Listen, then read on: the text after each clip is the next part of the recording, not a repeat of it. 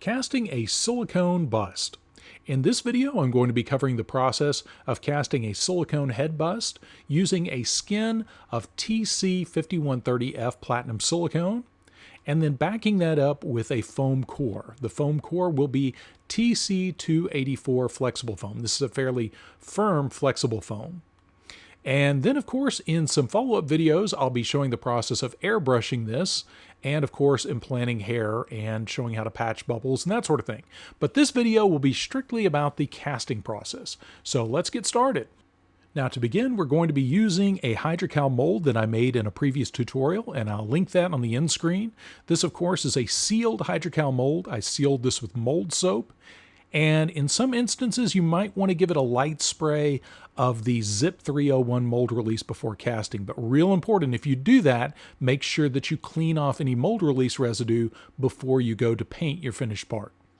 Now, for the silicone skin, I'm actually going to be using a little bit firmer skin material than usual, since this is just a display head and it doesn't need to have any kind of function, any movement or stretch in the mouth or anything like that. It's not going to be an animatronic. So for this, I'm going to be casting this with TC5130F translucent platinum silicone. This is a cost-effective formula that cures to about a 25 short A and very easy to use, 1-to-1 mix ratio, low viscosity so it's easy to pour, and also it thickens up nicely with the SC5001 thickening agent. Now what I'm doing here is I'm marking two buckets, part A and part B, and I'm dispensing the part A and B into those buckets. Now you want to measure out more silicone than you'll actually use for this process. So here I'm doing about 40 ounces of part A and 40 ounces of part B. And what I'm doing this for is so I can pre-pigment the part A and B to match. And that way when they're combined together, they make exactly the same color for each batch, because this head will be constructed in a couple of different brush-in batches, and I need additional silicone for any kind of patching and seaming work that I'll need to do once I demold the finished head. So here I'm just adding the same amount of silicone pigment to both sides. And you don't have to be precise to the gram here, but you want to be as careful as possible to get roughly the same amount of pigment and flocking in both the A and the B. Now, if you're doing this for several different projects, it's a good idea to use a gram scale, and that way you can keep track of exactly how much you use. But the main thing here is by pre-pigmenting the A and the B, everything throughout this entire batch will be the same, and that just guarantees that we get the same color for all of our different layers of silicone. So as you're adjusting your color here, I'm adding a little bit more yellow and also some white flocking. Make sure you do the same thing to both sides. And then once we stir those in, that'll give us a good idea of what our finished color will be. So we're just going to stir in both the pigments and the flockings here and check that. And if we're good to go, we're ready to proceed. But at this point, the clock isn't ticking. We haven't combined the two parts. So if you need to adjust the skin tone a little bit, this is the perfect time to do so. Now, the other critical important part to this is, since this is a brushed-in skin, we're going to be using the SC5001 thickening agent. And that converts our silicone from a pourable liquid to a thick paste. Now, anytime you're making a brushed-in skin like this, it's a good idea to have plenty of disposable brushes on hand. And just remember, those brushes, those are going to go to brush heaven when you're done with them. So make sure they're brushes that you're ready to part with. And before anyone asks, I do not recommend foam brushes. Those are just a nightmare to try to do a skin like this. Now we're ready to mix up our first batch, and for this first batch I'm just mixing up about 500 grams, so 250 grams of part A and then 250 grams of part B. And you'll notice as I measure these out, I'm stirring up the B and the A before I dispense that. And that just ensures that those pigments and flocking are in suspension and they haven't settled out. And that way I get a uniform color throughout my piece.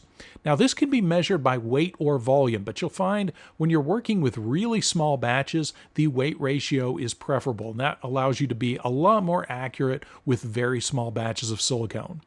Now, once our silicone is measured out, we're ready to add our thickening agent.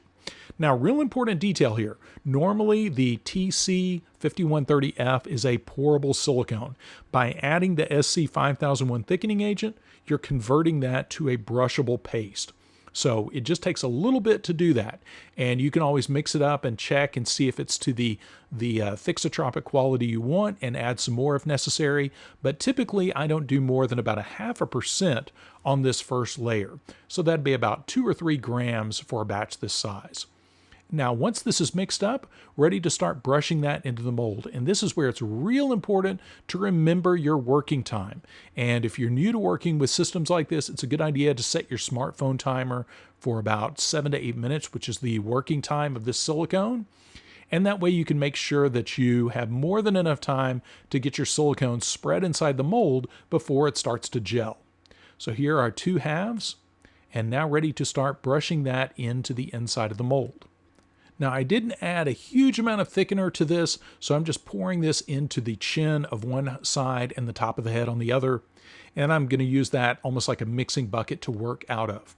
Now, one of the important things for this first layer, and we're going to do this skin in 2 layers, is this first layer, we want to come right up to the edge of the mold and stop right there. And you'll see why with the second layer, but real important with this first layer, we want to stay away from that edge and go right to the edge of the mold and stop.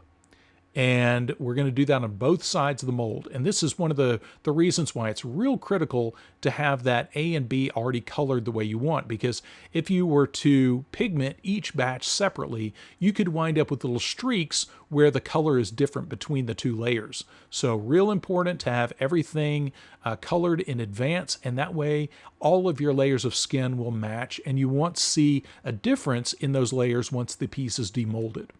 So again, we're brushing that all over the inside of the mold and stopping right at the edge.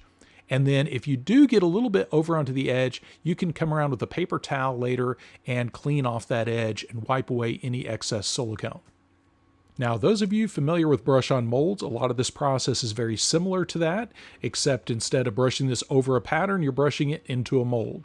So here we're brushing it in, and then we go back and check, and about 20 minutes typically after the silicone is gelled, usually is when we're ready to proceed with the second layer. Now the second layer, I'm going to mix up a much larger batch. This is about a 1,000-gram batch. This is 500 grams of A and then 500 grams of part B. And again, real important, you'll notice that I stir both sides before I dispense those into that mixing bucket. So you want to make sure everything is suspended and that you get a good uniform color. If you let these components sit like this for a while, you'll notice that the flocking will all float to the surface and the pigment will sink to the bottom. So real important to make sure you stir those up before each time you use it so that your color stays consistent. Now, once we've measured out the 1,000 grams of silicone, we're ready to add the thickener.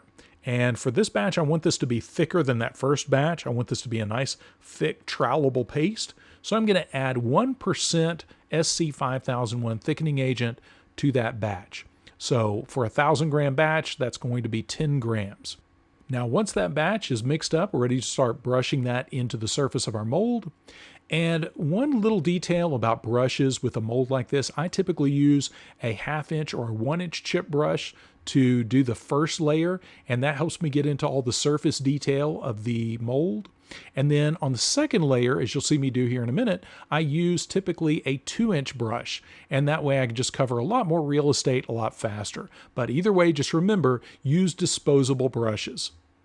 Now we're ready to brush that in. You see that's a really nice thick consistency, and it's exactly the same color as that first layer.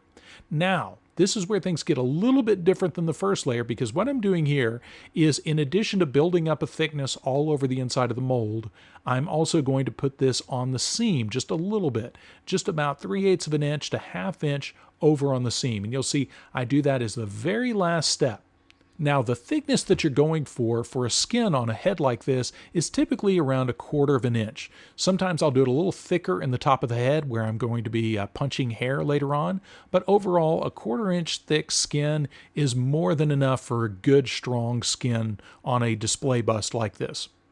Now, you don't have to be super careful about making sure you get exactly 1/4 inch thick skin. One of the main things I'm looking for here is just avoiding any little bare spots where I can see hydrocal through that first layer. And once I have an overall uniform layer, then I'm ready to proceed to the last step of putting that on the seam. So here you'll see I'm putting a bead of silicone all around that seam. And the reason for this is once the two halves of the mold go together, it's going to squish that bead of silicone both into and out of the mold, and that's going to give me a nice thick seam. Now I should qualify that and say that we don't want a thick gap between the two halves of the mold. We just want a thick area of silicone at the point of the seam. And the reason for that is later on that will need to be trimmed up. And when we trim that up, we don't accidentally want to cut into the flexible foam underneath. So you want to make sure you have enough silicone on that seam that when you go to trim up your final bust, you don't accidentally expose that foam core underneath. Not the end of the world, but that does create more work for you later on. Now you can see here when I put the two halves of the mold together, that silicone squishes into that seam, and that is perfect. That's exactly what we want. And I'm going to go back with a popsicle stick and just push that silicone around on that seam, make sure it's nice and thick, and that we have plenty of coverage around the seam area. And if necessary, you can always get a long stir stick like you'll see me do here in a minute, and also use that to hit the top of the head and just make sure your seam is well coated with silicone on the inside. And then once that's done, we have one final step before we allow our silicone to fully cure. Now remember, all of this is being done while the silicone is still in its liquid state, or paste as the case might be. And we're going to strap the mold together so that everything joins nicely. And now one final step, we're going to embed some cotton on the collar of the piece. So right around the collarbone and the shoulder area, we're going to embed some cotton fibers. And you can just take some regular cotton balls, and if you're really careful, you can unroll those out into a flat sheet. And that's ideal. Not always the easiest thing to do, but basically what we're going to do is embed cotton fiber all around the neck area.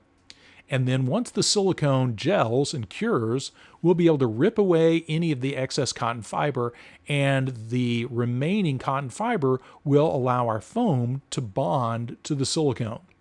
So I'm just pressing those strips of cotton fiber in, and now we're ready to step back and let that set up completely.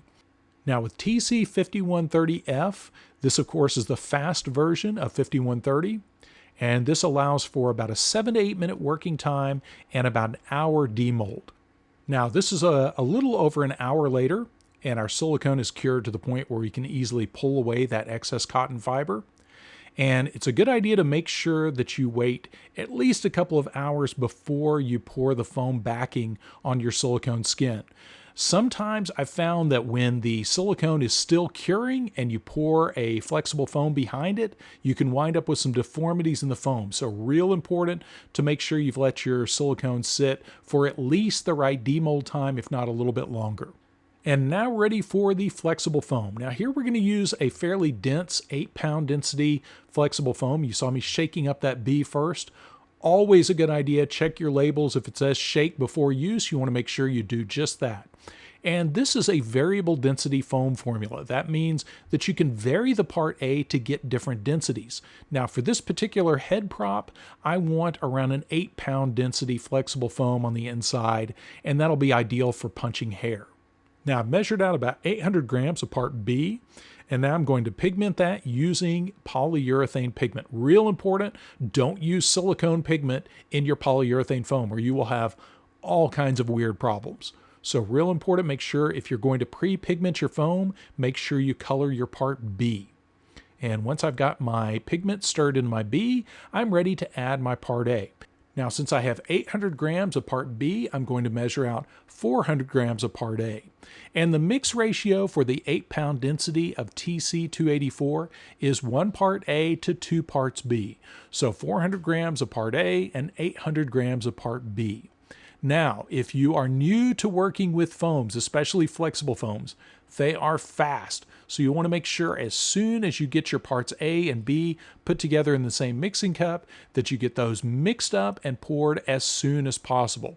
Now, one last little step as I'm pouring here, you'll notice I have another disposable brush on hand. This is another little 2-inch brush that I have handy. And what I'm going to do is very quickly, and I mean very quickly, I'm going to brush that foam into those cotton fibers. Just really fast. It just takes a few seconds to do that. And then I'm going to pour the rest of the foam into the mold. And from there, depending on the configuration of your mold, sometimes you might need to tilt the mold a little bit to make sure that the chin doesn't trap any air bubbles. Here I've got the mold in a bucket at a slight angle, and then I'm going to let that rise up. And as it rises, I'm using that stir stick to kind of steer the foam a little bit. And then you want to make sure you back off and leave it alone and allow it to rise and cure completely. And typically for TC284, you could typically demold a part with this foam easily within an hour. I like to let the whole thing sit for at least an hour or so before I demold it, just to make sure that my silicone skin and my foam are completely cured. And what I'm doing here is the very barbaric act of poking a hole down into the bust, and that is so that this will sit on a bust peg. And a bust peg is just a fancy way to say a pipe mounted on a board. Now, to make demolding a little bit easier, I'm just going to remove that mold strap and then slide that whole assembly down onto that half-inch pipe. And again, that half-inch pipe is just fixed to that board with a pipe flange. And this just makes it a lot easier to pry the two halves of the mold apart without having it trying to move around. And that pipe running up through the middle just gives me something to pull against if I need that. So here I'm just using a couple of straight slot screwdrivers to open up the mold. And then we're going to pry those two halves apart and reveal, hopefully, our nice silicone head bust inside. Now, since this cast, I didn't use anything except the mold soap as a sealer on the inside of the hydrocal mold, this piece is ready for painting. So stay tuned. I'll have some follow-up tutorials where I show how to airbrush this finished bust and, of course, stick some hair on it and some other finishing details. So stay tuned for that. And, of course, as usual, all of the products that I used for this process will be linked in the video description. So be sure to check that out. And also check the end screen. On the end screen, I'll link some other related tutorials, especially one about working with platinum silicone. Those of you new to working with platinum silicone, definitely check that out. And of course, stay tuned for the follow-up tutorials on painting and finishing techniques. As always, thanks for watching, thanks for supporting the channel, and don't forget to like and subscribe if you haven't already.